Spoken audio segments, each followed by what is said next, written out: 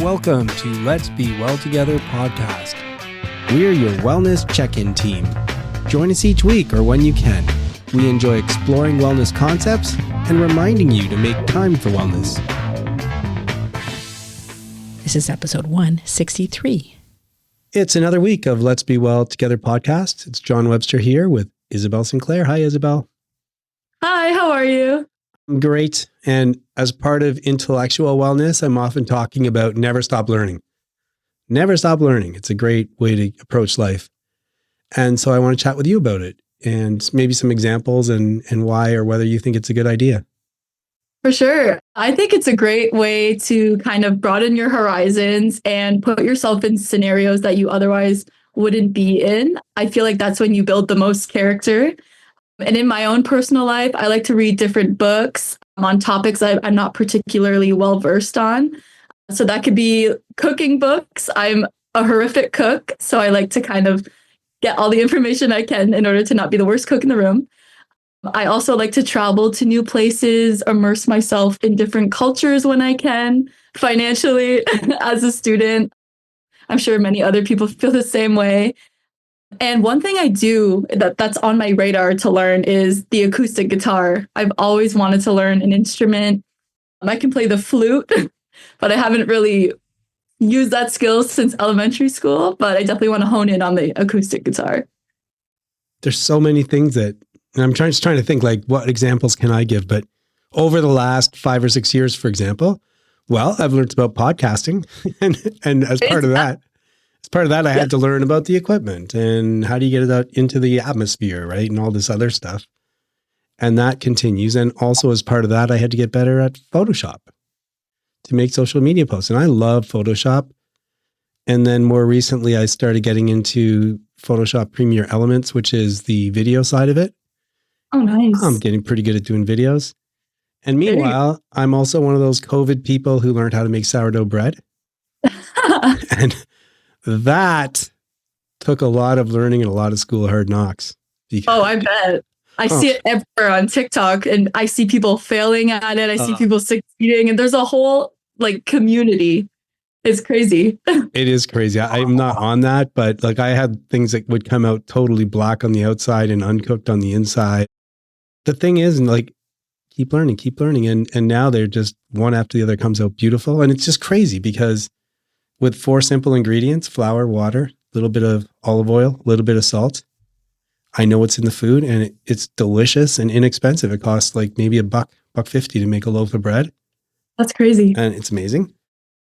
And every once in a while, I like to just, like my kids always make fun of me because I start learning something new. And then I'm one of those people that just gets totally into it, right? Yeah, hyperfixated on the topic. And they're like, you are too into it. Like, just chill out. And by the way, we don't care. So, but like a couple of years ago, I got into writing song lyrics. I'm like, I want to try and write a few songs. That's so interesting. I would have never thought that would be something that you did. No. And anyway, I tinkered with different ideas and I had to read a lot about, what's the tempo and how do you set up the line structures and not that it goes anywhere, but it's just kind of fun. Yeah, it's a good kind of skill to bring up at a party or like a fun fact or something. What happens with basketball? Like I know you're not playing right now, but you were playing. Do you get to the point where you're not so much learning as the skills all the time, but now you're getting more into strategy? How does it work with that? Yeah, that's actually a good point because I feel like when you repeat the skill in practice, like multiple times a week, you kind of get to a point like a plateau. But then there's the whole strategic side of it where in your head, you're like, okay, when do I apply the skill? At what kind of force do I shoot the ball? Or where do I have to hit it on the backboard? Like it's more analytical. And I feel like once you kind of not master the skill, but feel confident in it, then that's when your brain kind of tells you, when can I apply it in a certain scenario? And I feel like you can kind of take that way of thinking with other skills you learn. And it just helps you, I don't know, I keep saying broaden your horizons today, but it really helps. I feel like your neural pathways to just kind of click and just apply things in different scenarios. I love broaden horizons. Been talking a lot recently about kind of a new approach that I think that makes a lot of sense, it's my new thinking. The approach has been going around for a long time. But really, I think such an important way to achieve wellness is to try and become a well-rounded person. For sure. And there's lots of reasons why trying to become a well-rounded person will connect to wellness in lots of ways. So yeah, no, I totally see that. Broadening of horizons makes sense. For sure. And I feel like if you don't try new things, then you're never going to unlock certain parts of yourself. And just kind of having the courage to put yourself out there and not necessarily be the best really like demonstrates like the courage and your want to kind of become better and more well-rounded, as you're saying. So I think just that first step of wanting to try really showcases your character and where you're willing to go. You touched on something there. It's really important. I don't think, like, I don't try and become the best. And if I always set that goal, I don't think it would work very well. Mm-hmm. But just generally learn more. And there's a couple other repercussions. One of them is keeps me humble, right? So the old expression, the more you know how much you don't know. For sure. I like that. And yeah, it's a well-known expression. And as you learn, you're like, wow, I can always learn something new. And then if I ever bump into somebody who's like the know-it-all, right? I try not to make judgments about people, but when there's like a know-it-all and I'm the best, I'm like, whatever, like learn something new, buddy. For sure. I completely agree. The other side to that, I think too, is I listen to people better. I listen more because I'm interested and I always want to learn stuff and I want to become well-rounded. And let's say I bump into you at a party and we're talking and you're like, oh, I just did, I don't know, windsurfing. Right? I'm like, really? What's all that about? Like, tell me about windsurfing because I'm curious. Yeah. When you're always learning, you're very curious and then you learn more and it feeds off each other. And maybe I'll never try windsurfing, but maybe after talking to you, I will. Yeah, it helps you connect with people and kind of get new ideas, I feel like. It certainly makes it easier to have conversations if you're an active listener and you're interested in what people are talking about. Of course. I mean, that's the easiest way for me, I think, to have a conversation is just chat until there's something somebody says that I'm interested in. That tell me about it, right? Yeah, for sure. And even like, that's a good point that you mentioned. Like, you don't even need to try new skills necessarily. You could just try to want to learn more about people in a sense through those conversational skills. So that's that's an interesting point. So basically what you're saying is all the conversations are a way to always be learning. For sure. Yeah. Learn more about people, learn more about their interests, what their life is like, what they do. Almost all the kind of classic books to tell you how to deal with people would say the same thing too, which is if I was talking to you and I'm like, oh, tell me more. That's really interesting. You'd leave the conversation thinking, hey, that was fun. Yeah. But if I walked up to you and said, I'm the best, listen to me. Or everything you talk about, I'm like, yeah, that reminds me of my story when I did this. And usually I did it better. And it's like, oh, that was a terrible conversation. For sure. Well, yeah. So intellectual wellness can't be understated. It's so important. And you always want to be learning. And both of us, at least our experiences, it's a really fun thing to do. Guests are giving their time, expanding our minds. Today's interview is in the category of artistic wellness, and we're speaking with guitarist JD Smigelski, who plays with JJ Wild, and they're both from Kitchener, where we are. Welcome, JD. Hey, how's it going? It is going well. I'm so happy to talk to a musician. JD Smigelski began playing guitar at a young age.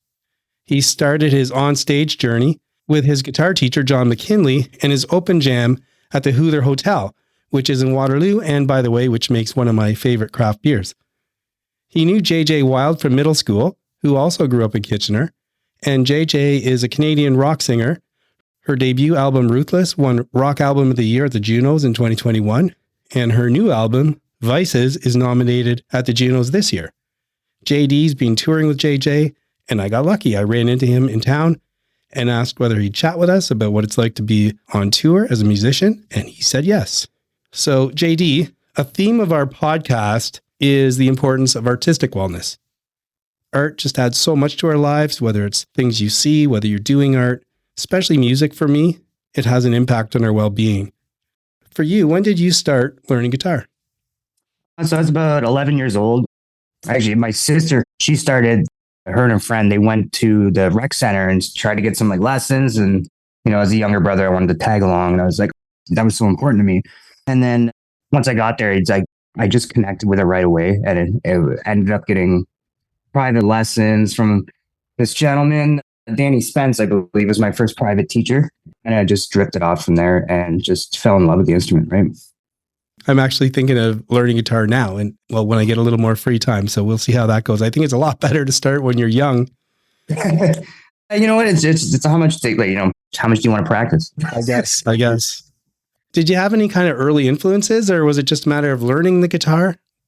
So yeah, I always like grew up with like, you know, my father's taste in like classic rock music or like alternative rock music, but my parents were all like both very just in love with the music that was around at their time, as well as like anything that new came out, like Columbia House. Remember Columbia House? All like you could like get it on Right. in mail order and all that stuff. Right. And so they were constantly just like any time that like someone at work said, hey, like, you know, check out Incubus or System of a Down or something like that. They're like, oh, I've never heard of them, so let's listen to them. And they were just like never afraid to take chances, right? So my influences kind of changed all over the place, from like anywhere from like Paul Simon to Pantera to hip hop music, right? So it just like it always jumped around. What about on the guitar side? Did you notice people who played guitar the way you liked it, or did you try and emulate people? I think the first person that I really fell in love with was David Gilmour. I was such a huge Pink Floyd fan, and I'm like, the fact that he was like not an insanely fast player, I think it was like the goals were almost achievable a lot quicker. So like, if you wanted to like lift a solo or anything like that, but the solos in any of his playing is just so melodic, right? So it sings itself. You said that you kind of connected with it. Like, how did that feel? Like, what did that feel like to connect with guitar? You know, when you like listen to a song and you get like that chills, like the goosebumps kind of thing. Mm-hmm. It was like I remember the first time I asked my teacher to play Crazy Train or like Sweet Dreams or like any kind of song that just had like a very iconic like intro line or something like that. The moment that he played it, I remember like just like getting goosebumps, and I would say that's the first kind of connection I had with it. I'm like, oh, okay, there's something here. Yeah, just as an aside, I think back. So I grew up in the days when punk rock and new wave were just starting out. Mm-hmm. And then all of a sudden you'd hear something. I'll give you an example. U2 Boy, when that album came up, it just had a sound that I'd never heard before. And there's just every once in a while, some sound comes out. It's just so different. And I get those tingles, just like you're mentioning. Yeah, totally. And it's just like, it's something I need to hear all of this. Yeah. Okay. And at some stage, you're practicing, you're having fun, you're exploring. At some stage, you decide you want to be a pro. How'd that go? At first, I remember like playing live for the first time. You know, it started with like recitals at whatever guitar lesson academy I was going to or whatever it was, right? Yeah. And then eventually there was like a rock camp that kind of happened at the guitar school that I went to. And I met this guy, Ben Graffam, and his father invited us out to the Still that they did a Wednesday night jam. And he would go every Wednesday. He was probably about 13 years old. And there was about 2 or 3 other 13-year-olds. One was Alex Cincinnati and one was Devin Arishon. And we all instantly like became friends. And it's like, you know, we'd go every Wednesday. It was like going to church. We'd go every single Wednesday. And then every single Saturday, we'd go to the Hoother Hotel to go to the open mic with John McKinley. That was my week. And then I guess Tuesday at the Boathouse would be the big one as well. So it was like 3 days of the week we were at a jam constantly. And it was just cutting our teeth to kind of like mess up as much as we could, or as much as we didn't want to, but it happened. Just kind of getting over your fear of being on stage, right? That's amazing. And just for context for people who are listening in, the Boathouse is kind of a small place right off of kind of a teeny lake in a park in downtown Kitchener. And the Hoother Hotel is a cool old hotel in downtown Waterloo that they refurbished and they're running. And I guess you did that for quite a while. And were you pro touring before JJ? Yeah, so I toured with a couple bands. One was so it was this guy Alex Cincinnati, who Alex Price is his stage name there. Him and I toured for the first time together. And that was my first tour going like across country. Okay. Going to BC, and we were 19.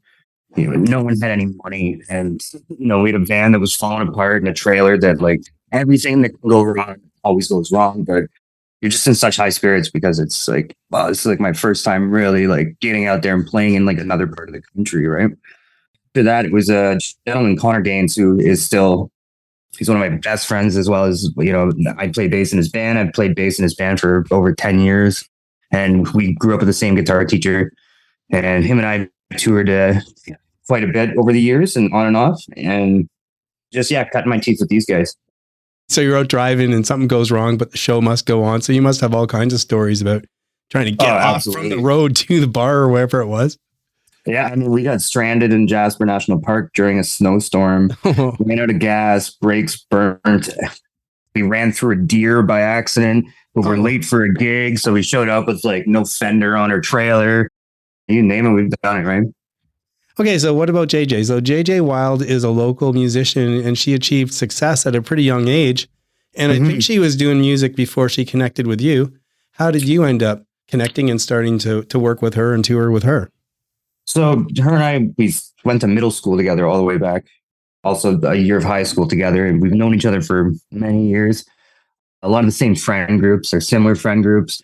And so we crossed paths a lot of times besides music. And she always knew me as a musician. I was always walking around the hall with like a guitar in my back or something. And she was also always playing music as well. She was in a band called the Royal Streets, which were the other lead singer of that band. It was her and a gentleman named Algernon Friole. And he is like one of my oldest friends from like first grade. I've known him for many years. So it's kind of like, just we always knew each other. It was always crossing paths and, years in school together. So it's like we were always friends back then. And we both knew that we each like both played music. She called me out of the blue, though. Something happened with the other guitar player. They were just looking for someone new. She called me, asked if I want to audition, which I completely bombed that audition. Oh no! And I was just, I was like the last person of the day too. So they're exhausted. They've been dealing with all these like Humber cats who are like pretty well seasoned and technically skilled. And I was just like, I'm just trying to learn these songs. But we went for a drink afterwards and just kind of like chatted it out. And I was like, hey, you know what? Like, give me the weekend and let me sit down with the other guitar player who's her cousin, Dan Bosenberry.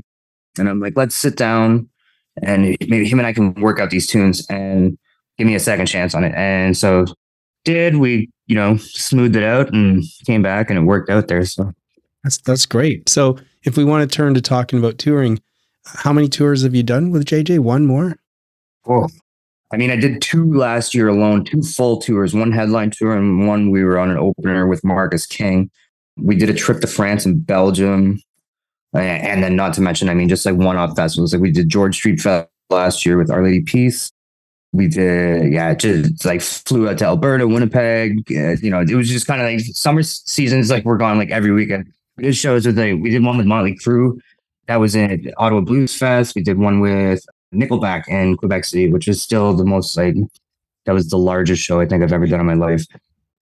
But yeah, so it's, between tours and just flying around, it's kind of just it's all over the place, Okay, well, give me an example. Just we don't unfortunately have time to go through all of them. So just give me an example of one where tell me a little bit about what one tour looked like. How many cities did you stop in? Were you driving point to point? Like, what did you do? Stay in motels overnight? And just give us kind of a feel for being on tour. Sure. So, I mean, unfortunately, I couldn't even tell you how many cities. The reality of it is like time just kind of goes away. And it's like you just have this routine of every day. Like you wake up in a hotel, depending on how long you have to drive, it depends on how much sleep you get, right?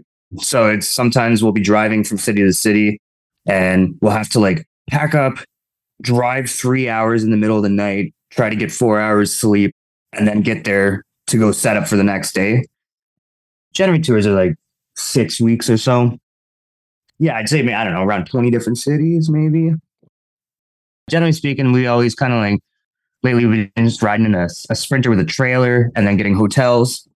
Other times we've taken stuff like a bandwagon tour bus style vehicle where it's got 9 bunks in it and there's a driver and a trailer. There's upsides to both of those things. Upside to the Sprinter is you get a beautiful hotel room every night. You have a shower every night. Right. The upside to the bandwagon or any kind of tour bus style is you pile in at the end of the night and you wake up in the next city in the morning and you don't have to do any of the driving. I'd say you might not have the best sleep, but you're more well rested, or you have the option to just tuck away in your little bunk if you need a little, some extra time to yourself, right? But the downside of that is, showers are a little more sparse on those on those ventures, right? Yeah.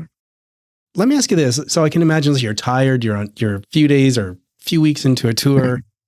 There must be some times though where you hit the stage and all of a sudden you just have this great connection with the audience some nights.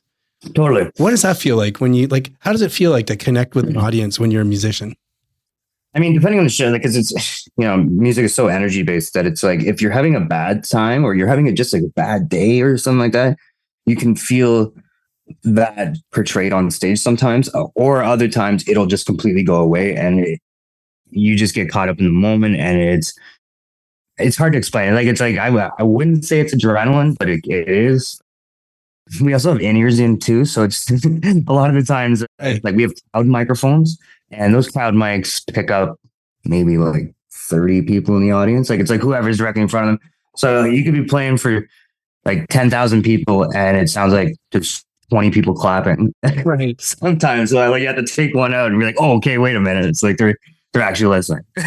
Yeah, because we actually have Cameron Earnshaw as a starving artist on our show. He has a little segment. He talks about things sometimes.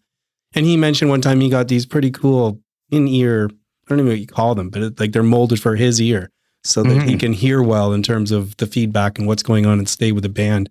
So I can imagine how you're kind of isolated in that context. But what about, do you ever feel the room? Like you get a feeling the room is either up or down or totally rowdy? I mean, you can always sense it by the end of the show. Be like, wow, like, I'll never mention any kind of like cities, but I do find, I find sometimes like casino gigs, and this isn't even a touch with JJ. It's just like every casino gig I've ever even seen or have played at.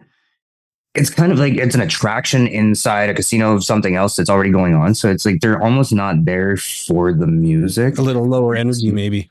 Yeah. So like that is a kind of prime example of like, ooh, it's like you can really feel it's like this, this sucks. And I'm like not saying it's all. I mean, no, I get it. I find when like music doesn't become like the center of the attraction, if it's like if that's what we're there for and it's supposed to be music, then it's like, yeah, you can feel the disconnect. But then there's other times where it's like, I always find Quebec is one of the most enthusiastic crowds I've ever played to. We played when we did, it's called Festival d'Été. We opened up for Arkells and Nickelback, and by the time we got on stage, I think they counted like 40,000 to 60,000 people. Wow.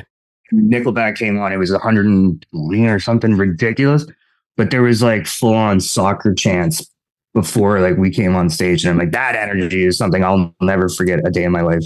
Oh, I'm so glad you got to experience that. That sounds amazing. Mm-hmm. Okay, well, look, we're kind of getting toward the end, and there's a question I ask every guest, but just before I turn there, is there anything else you wanted to tell us about touring experiences, anything like that? You get a chance to do it, go out and do it. Honestly, it opens your eyes to I think it makes you more open and accepting of like so many different things, because you really don't have a choice, that you're kind of thrown into it. And if it's something that you're uncomfortable about, you got to figure it out yourself and do it anyways. And I think it makes you grow as a person in general. It does sound amazing. So we are actually a show about wellness. You can see from the little wheel beside me, those are the 8 areas of wellness that we explore. And we ask every guest the same question in a context where we have these areas that are important to us, but not enough time to focus on all of them at any given time. So we do a mini wellness check-in. So JD, are you currently neglecting an area of wellness in your life? And if so, can you think of even one activity you could do to foster wellness in that area? Yeah, I mean, mental wellness has always been a big issue of mine. And yeah, it's always right. Actually, right now it's doing okay. It's funny. It's like a roller coaster. So I'm like, what I try to do to kind of help, kind of tuck that down and, stop rumination or any kind of negative thoughts is just occupy yourself, honestly, as much as possible, and occupy yourself in somewhat of a positive way if you can. If it's like learning a new skill. For me right now, I'm learning guitar repair and restoration, and don't be afraid to kind of like challenge yourself on that, or don't be afraid to like say yes, even though you're kind of scared of things, because I think it helps you in the long run. That's my experience too, that to try and keep busy with activities. especially ones that are fostering curiosity and learning or any other of these areas of wellness. And by the way, I just happened to see a headline today. I didn't get a chance to read the whole article, but the nutshell was people who are trying to be happy are actually making themselves unhappy. And the concept was, why don't you try and stay busy instead? Why don't you try and find things that you enjoy doing and doing them instead of worrying about the things you're doing making you happy? Yeah. Because happiness comes organically, right? So right. Yeah, you can't force happiness. Otherwise it's just not true or genuine. All right. Well, thanks so much, JD. That was really fun chat. And we're going to have you back. Sounds good, brother. And talk to you about something else. Sounds good, man. This is info for new listeners. The points I'm about to make, you can find them in past episodes or in my book, Accidentally Well by John Webster, which I invite you to read. But at high level, just a quick explanation why we cover so many topics on this show, a wide spectrum. I had an epiphany about wellness and how to achieve it. There's 3 steps to it. First, identify my categories of wellness, my areas of wellness. Second, figure out real activities you can do to foster each area. And hey, start doing those activities. And third, develop a wellness check-in. The wide spectrum relates to step 1, my categories of wellness, my areas, because I have 8. Artistic, environmental, spiritual, physical, intellectual, economic, social, and mental. These are all areas that are important to me for my wellness. And that's why in some shows we're talking about physical wellness. Sometimes we talk about spiritual, sometimes social, we talk about mental, we talk about artistic. All these things are intertwined. So enjoy. It's me. Yeah. Just let me say, flip side of the coin. Sheila just walked in the door after a little bit of a girls' trip and a yoga retreat. Mm-hmm. And I thought, hey, why don't we do a flip side on why it's good sometimes to kind of do your own thing in a relationship? Mm-hmm. Okay. Sounds good.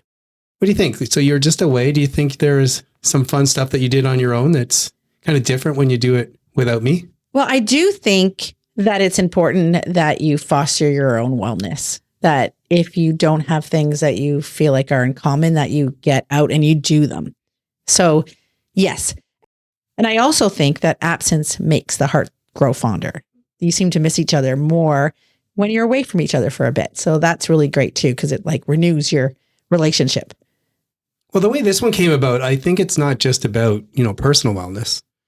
It's social too. So I find that oftentimes maybe a friend, maybe a family member, in this case, both said that they wanted to do something. Would you like to do it too? And so it's kind of a social thing where you're like, yeah, I do want to spend time with you guys. Yeah, definitely. I'd love to go away. I love to travel. So that's really great. And I think you like traveling as well, but not as much as I do. Am I right about that? And I wouldn't go on a yoga retreat. Right. At least not right now. There's times where I've been feeling better shape, more flexible, more enjoyable. I haven't done yoga in a while. I definitely right now wouldn't want to do that. So if, your sister, your friend said, let's do this.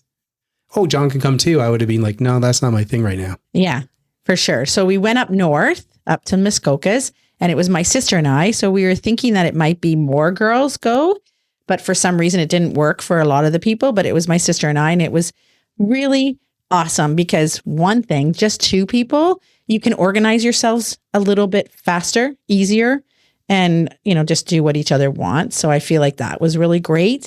And 2, the classes were amazing. Where we stayed was amazing.